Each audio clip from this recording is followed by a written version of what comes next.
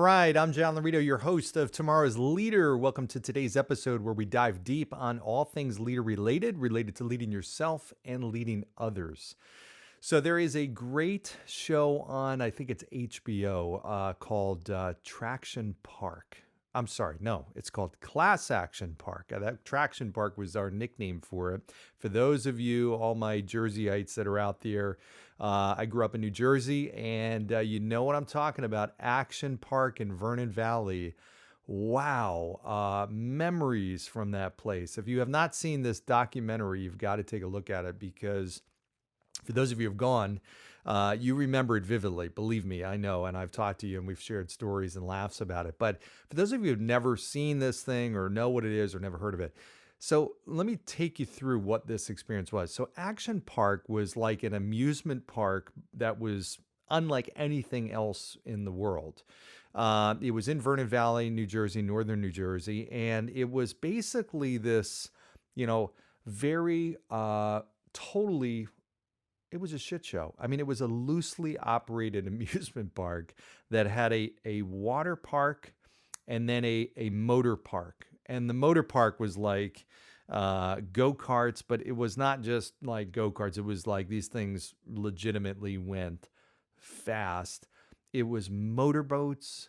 It was like all the other motorized. There were tanks that you drove and shot people with stuff, tennis balls or whatever, or grenades. You have these grenades you throw. I mean, it was crazy.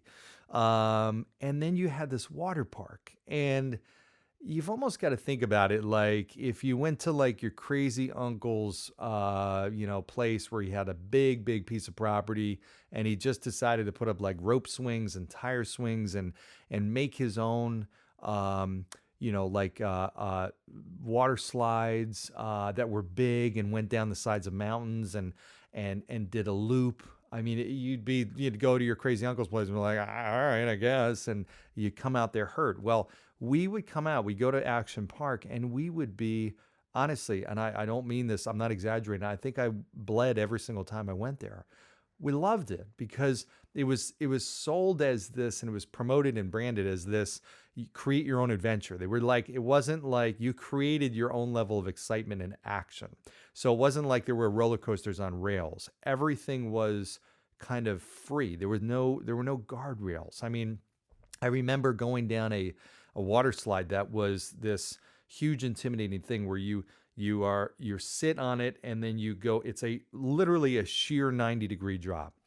And, as a kid, you're just assuming this stuff is safe. Okay, so it's got to be tested, right? I mean, it's got to be. This is not, this is an amusement park. It looks real and authentic.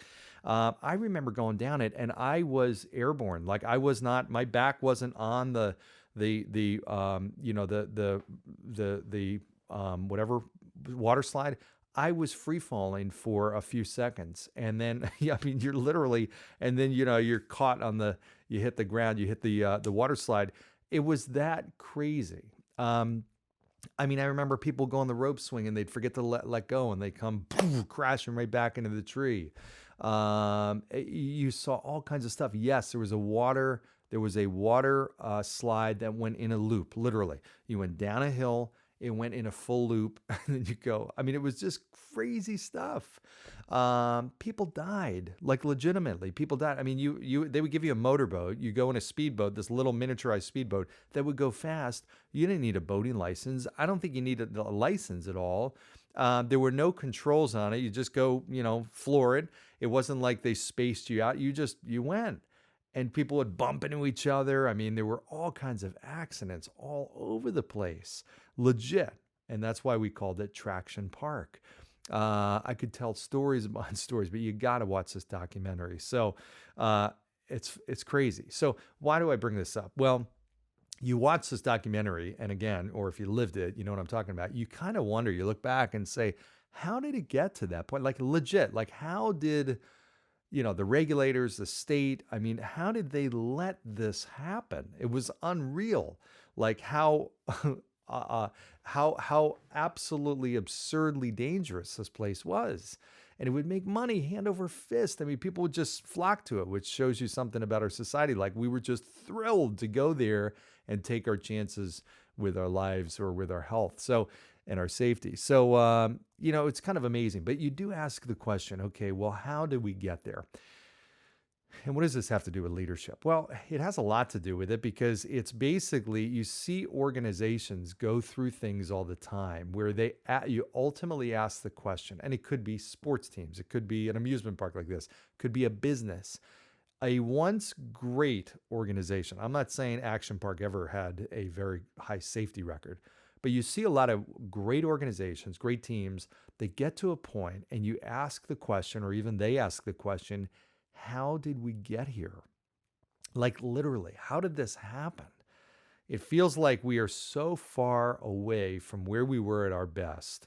How did we let this happen? And I'll tell you how this happens because I've seen it firsthand. I've lived it. And I've also observed it and worked with tons of leaders. And inevitably, most leaders, even at their best, even if they're top tier leaders, they go through a period of time where they ultimately ask themselves, okay, and it could be a part of their organization, it could be their company as a whole. How did we get here? How did we let this happen? And here's what happens. It's what I call the slow degradation of standards. It's not a fast thing. It's not an overnight thing, but it's a 1%. You hear me talk about the 1% change and growing by 1% every week, which is all it takes to get unbelievably great. But it's also all it takes if you go down by 1% to get absolutely disastrous. And that's unfortunately what happens with organizations. They're organizations, and part of being a great leader is you have to set a tone and you have to set standards. What are the norms for your organization? What are the things we tolerate? What are the things we don't tolerate? Okay, whether you are explicit or implicit, those are knowns in your organization, okay? As a leader, let me say that again. Whether you explicitly say it or not, it's implied by your actions and your non-actions as to what your standards are. What do you tolerate? What do you allow? Ultimately, what are the norms in your organization? And you see this a lot. I mean, I read a great book called It Doesn't Take a Hero by Norman Schwarzkopf. If you get a chance, read it. It was a really cool insight into a general and his leadership style and the things that he saw out on the battlefield. So he led during Desert Storm and had an unbelievable perspective. One of the stories he talks about is he says, I was out and I went to one of our military hot zones, literally, and they didn't know I was coming, but I went there, and what I saw alarmed me. He said in this area that should have been fully camouflaged, from a far, far distance, he could see one of his men, or one of the men, walking around without camouflage, not only without camouflage, but in red boxer shorts. So this is a fully camouflaged, militarized hot zone that should be operating totally differently. And here is one of the guys that is walking around, obviously compromising everybody's safety, walking around in red boxer shorts. And he's like, what? And his point in this, and the leader of that unit, he felt was actually a strong leader. And what had happened was he talks about this slow degradation. And basically it starts off with that leader allowing a little bit of a lax attitude about something. Maybe it's, hey, okay, you don't have to wear your helmet all the time. So maybe you can just walk around without that.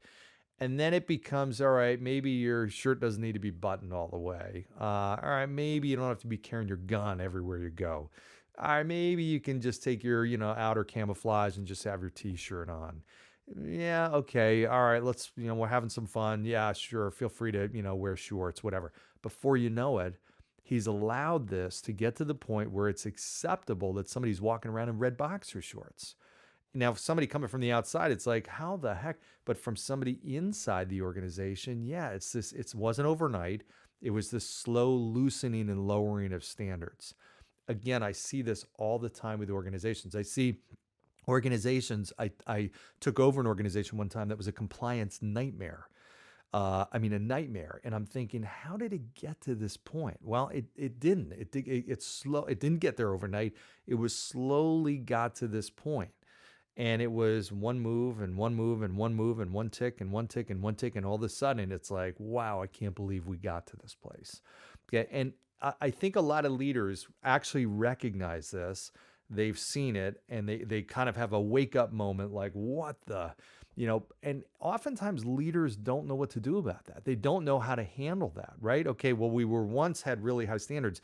It's really tough. I mean, to keep standards high sometimes is exhausting. I mean, think about it.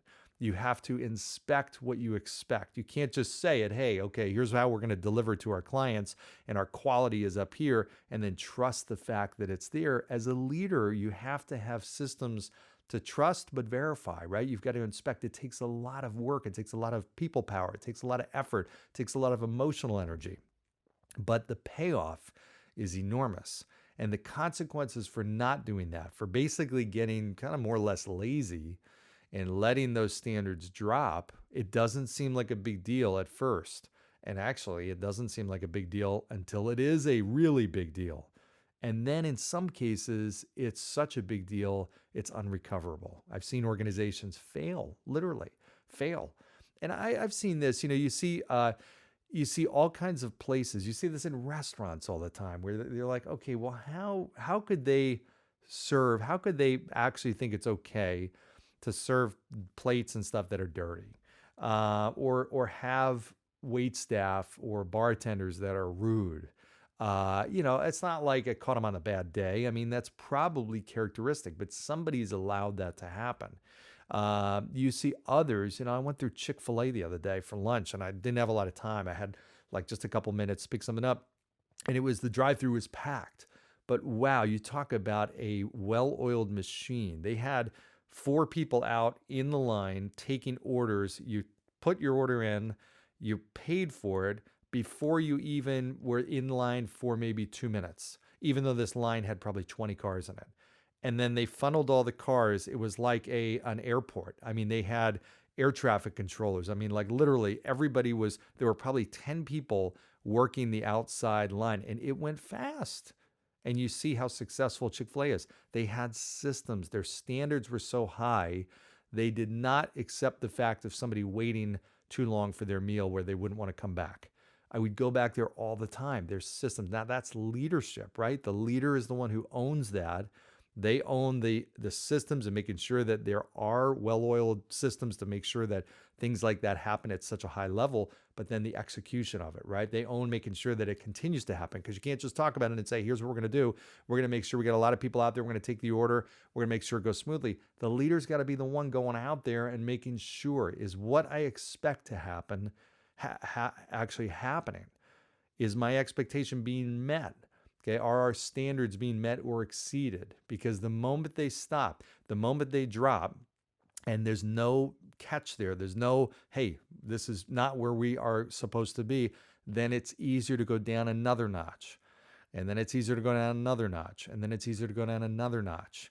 And ultimately, a leader starts to be almost perplexed and challenged with a question that is, well, all right, I know it's bad. I really know it's unacceptable, but it's almost like, why would I draw a line with that? How am I going to be perceived by the team if all of a sudden, I've allowed all this other stuff to happen and now I'm going to draw a line on that? And listen, I've been there before. I know it. You face this as a leader. You're like, okay, well, where do I start? I mean, literally, it's where do I start? And I think the best leaders recognize that it's okay to actually be fully transparent because nobody wants to be on a team like that. They really don't, especially if they were on the team when the standards were really high and they've been part of allowing it to drop. Nobody likes that. Nobody, and if they do, they're the wrong person on the team.